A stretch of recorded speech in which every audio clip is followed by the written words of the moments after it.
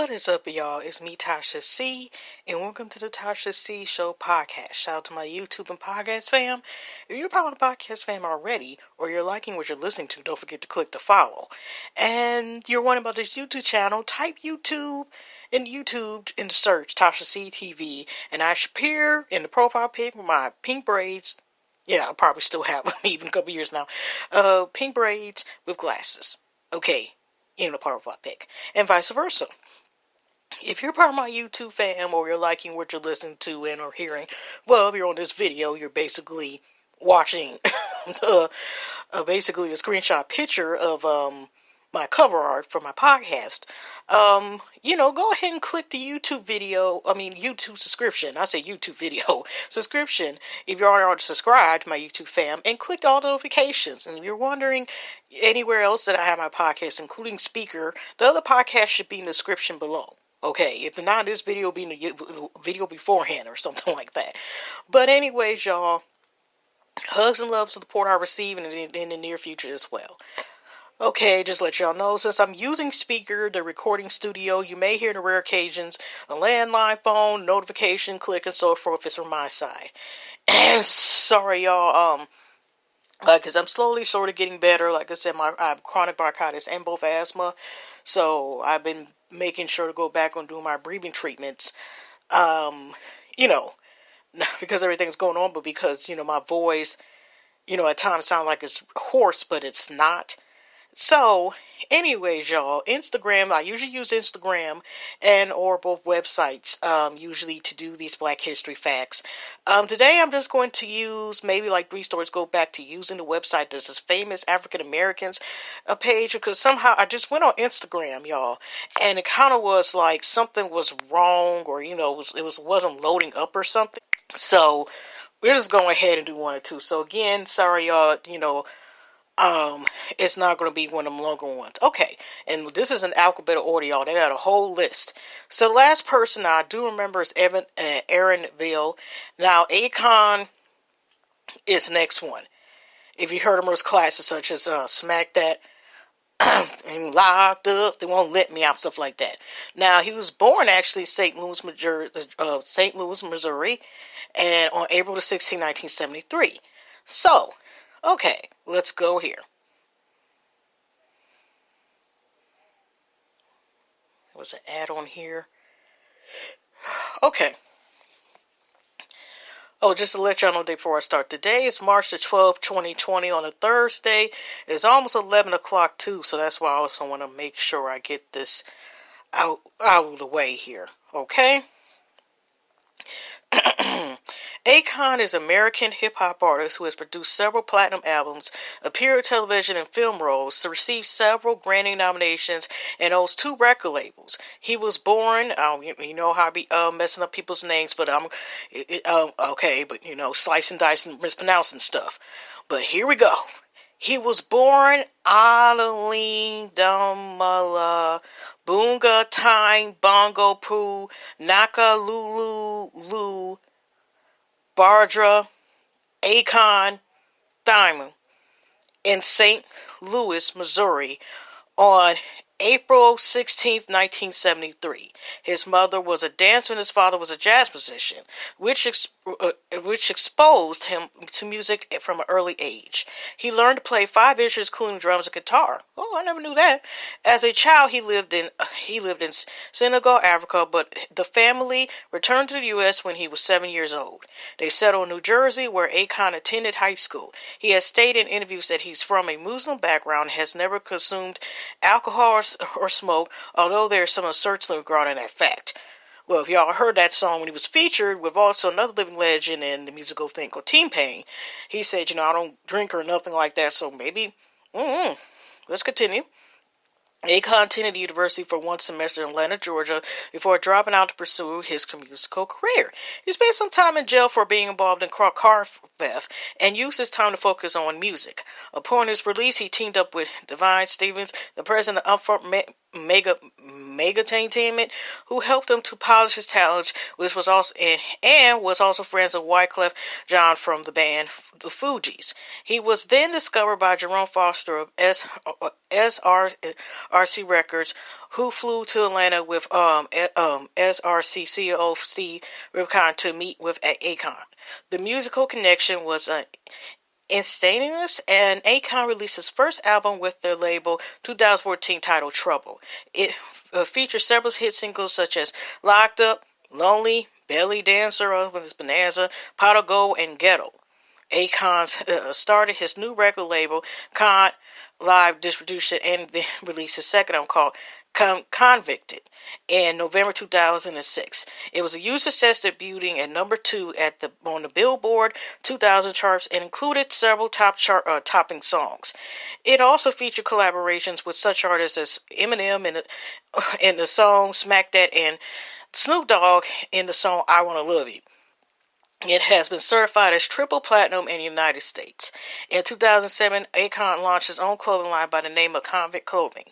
It features urban clothing such as t-shirts, jeans, hoodies, and hats. He also has an upscale clothing line named Marlene, which features high-end clothes for men and women. Akon's third album, Freedom, was released in 2008 and featured his singles like Right Now, Na Na Na.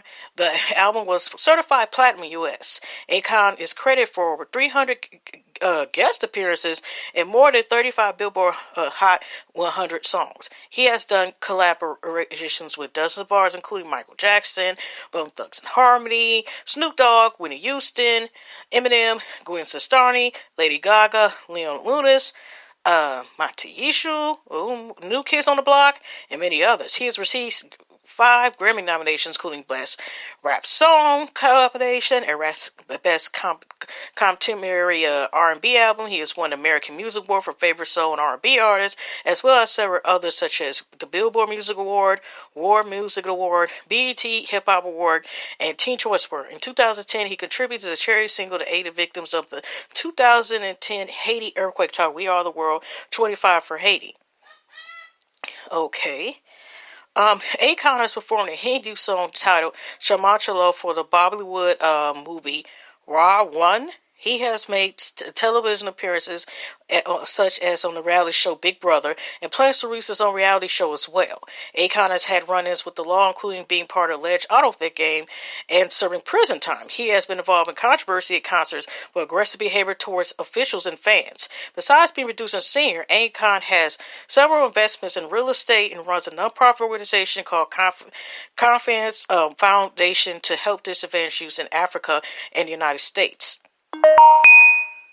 That's interesting that they didn't mention about like his investments in Africa as well, like the electricity and solar stuff that he's doing investments there, but okay. Next person, let me see how much room the thing this is. Okay. We're 8 minutes already in. Okay, if I have enough time, I may not be able to do 3 more after this. Okay, let's see how long. Next person, of course, legend. Alex Haley. Okay, he was born August 11, 1921, and passed away in transition on February 10th, 1992. He was born in Ithaca, New York. Okay, let me click on. Might be pause if they have like automatic ad on here. Okay, didn't have on. It's loading up, y'all. Okay. Alexander Murray Palmer Haley, better known as Alex Haley, was a celebrated author whose books center around African American heritage. He was born on August 11th in 1921 in Ithaca, New York, to Simon and Bertha Palmer Haley. For the first 2 years of his life, he lived in Tennessee with his mother and grandparents, while his father was at Cornell University studying agriculture. Haley always recalled his father and his accomplishments with his immense pride, stating that he worked extremely hard to overcome racial and economic hurdles and achieved success despite all odds. Simon rejoined his family after finishing studies, became a university lecturer. Oh, by the way, while I'm reading this, if people wanted to possibly, get a physical copy now available is the movie Queen and Slim. I'm just saying, I'm just seeing since I see advertisement on this. Queen and Slim own it now, DVD, Ray, and DVD. So, of course, if they have a physical copy, you can stream. I'm just letting y'all know. Okay, Alex himself was a bright and intelligent student who finished high school at the age of 15 and then enrolled at Akron University in Mississippi. Acorn State University, Mississippi. After a year, he transferred to Elizabeth City State Teachers College in North Carolina, but he soon quit that as well in order to pursue a career in the Coast Guard. Because his job as a mess attendant was very boring, Alex bought a typewriter and would fill the time by writing short stories and typing letters on behalf of his fellow officers. He would often mail these stories to publishers in the United States, but he mostly met with rejection. The few that got accepted, however, were enough encouragement for him to keep going. He applied for the post of journalist and got accepted, and was soon promoted to the rank of chief journalist of the Coast Guard. He held this position until his retirement in 1959. Haley served for 20 years in the Coast Guard. During the time, he received numerous awards and honors, including the Coast Guard Good Conduct Medal, American Defense Service Medal, American Campaign Medal, World Victory Medal, Korean Service Medal, National Defense Service Medal, and United Nations Service Medal. Wow. He was also posthumously awarded the War Service Medal by the Republic of Korea. After retirement, he took journalism as a freelancer and eventually became a senior editor for Reader's Digest magazine. Alex Haley conducted a series of interviews for Playboy magazine, starring with his first interview of the acclaimed jazz musician Miles Davis. The interview was a big success, and Playboy magazine commissioned Haley to do a series of similar interviews with notable African Americans such as George Linton Rockwell, Muhammad Ali, Sammy Davis Jr., Jim Brown, Johnny Carson, and Quincy Jones. Haley's interview with Malcolm X in 1960 inspired him to write his biography. He conducted more than 50 interviews with Malcolm X between 1963 to his assassination in 1965, and the result was the autobiography of Malcolm X as told to Alex Haley. The book was published after Malcolm's assassination in 1965 and quickly became an international bestseller, selling millions of copies worldwide. Times Magazine rated it as one of the top 10 most influential nonfiction books of the 20th century. His next project was to trace the history from his ancestors from present day to the era of slavery. He undertook intensive research for the book, traveling to Africa, England, and various parts of America for research. He located original records of the ship and his ancestors had arrived in and undertook a journey from Liberia to America and in the hold of a ship to get a genuine feeling of what his ancestors had felt being transported as slaves. Wow. His enormous hard work paid off when his book Roots was published in 1976, became a massive hit. The central character of the book was Kunta Kinte, who was in fact Haley's ancestor and has been captured and sold as a slave. The book was based on facts, but it was partially fictionalized as well. It received rave reviews from prominent magazines such as the New York Times, and was soon adapted to a television series with a record-breaking viewership of over 300 million people. Alex Haley died in 1992 at the age of 70. He was married, it says twice, maybe they meant to say twice here, might be a typo, and had 3 children. His literary honors include the Spingarn Medal from the National Association for the Advancement of Colored People and a special publicized prize in 1977. Also, other books that I do know that was also turned to a mini television series was actually Halle Berry. I think that was one of his books, was named Queen. And it was another base movie book that included like Cece Tyson. I forgot the name of the movie, and had Queen Latifah. She was kind of a short role. I think there was also Blair Underwood and Marble Ben Peoples II played in there as well. Della Reese, Jamar Moore. I don't know the name, but I think they were based on books that Allie Hayes also has wrote as well. Okay, just to let y'all know. All right. Now we go Afrey Wilford. I didn't know she was from Tulsa, Oklahoma, but she was born November 8, 1952. Okay. Afrey Wilford is an American actress who is known for her intense and versatile performance on stage, TV, and film. She was born on November 8, 1952 in Tulsa, Oklahoma, and is the youngest of three children. She studied drama at Boston University and made her theater debut in 1974. Her first breakthrough performance was in 1977 in a off-Broadway production called For Colored Girls Who Have Considered Suicide When the Rainbow Is Enough. Her film debut followed next year in a television movie starring opposite Samuel L. Jackson. During the 1980s, she ventured into several genres of acting, including comedy and drama. These included roles in comedy film Heath, the NBC miniseries The Sophisticated Gents, and the film Cross Creek, for which she received a nomination for Academy Award for Best Supporting Actress. She won her first Emmy Award in 1983 for playing the role of Doris Roberts in NBC drama Hill Street Blues.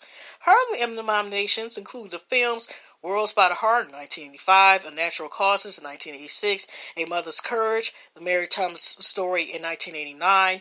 In 1986, she won a Primetime Emmy Award for Outstanding Guest Actress in a Drama Series for playing a role of a woman dying of leukemia in the NBC drama L.A. Law. She was also cast on the NBC medical drama St. Elsewhere, in which she starred opposite Denzel Washington. For this show, she received nominations for Primetime Emmy Award for Outstanding Lead Actress in a Drama Series in 1986, and for the Outstanding Guest Actress in a Drama Series in 1988. One of her best-known roles in film is that of political activist Winnie Mandela, Nelson Mandela's wife, in the HBO film Mandela.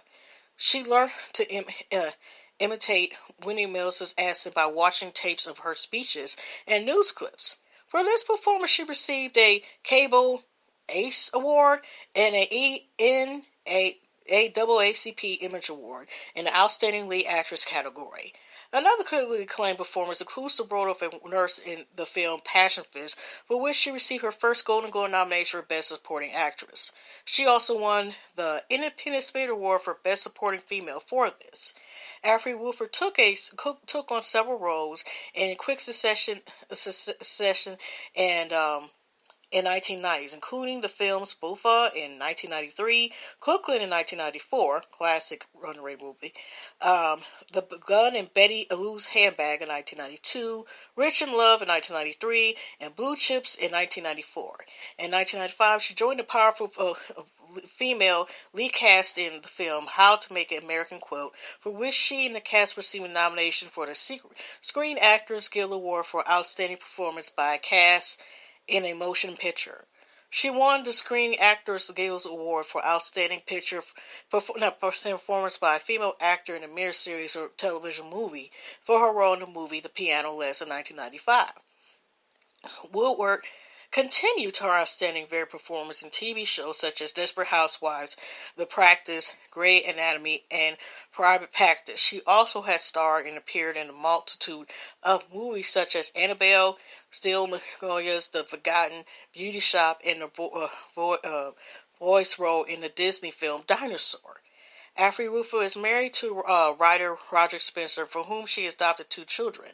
She is the founder and board member of Artists of a New South Africa, which is a nonprofit organization working in the prevention of AIDS in South Africa. In 2014, she was inducted to the Oklahoma Hall of Fame for outstanding achievements in television, film, theater, and contribution to society. And let me see where I'm at with this.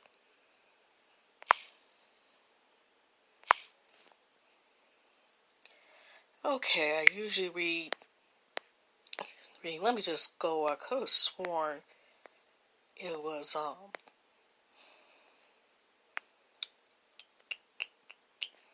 no, that's kind of long. I was trying to see. Maybe let me see if Instagram is okay. Cause I was trying to see because this is also besides Black History, this is Women's History Month as well. So I was trying to see. Oh, goodness. Sorry, y'all. There are cats near my darn window, so I don't know if you can hear them or not.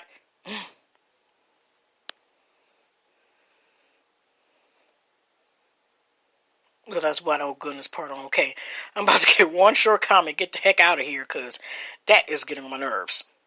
If not, if it doesn't come up in a second, like I said, it's been acting up for me for a couple hours. But anyway, just to say the prayers for Tiki44, who has a YouTube channel. She recently just had surgery, so for pray and or wish positive vibes for safe and healing. Also, Layla Lynn, I know she recently had surgery. She said she's feeling better. And Lynette from who's also a YouTube cousin of mine she's from America. Both Stanley and Lynette, they're a married couple from Random TV Reviews is one of their channels. And that is also what I wanted to say. I know I had a quick comment on here. Just so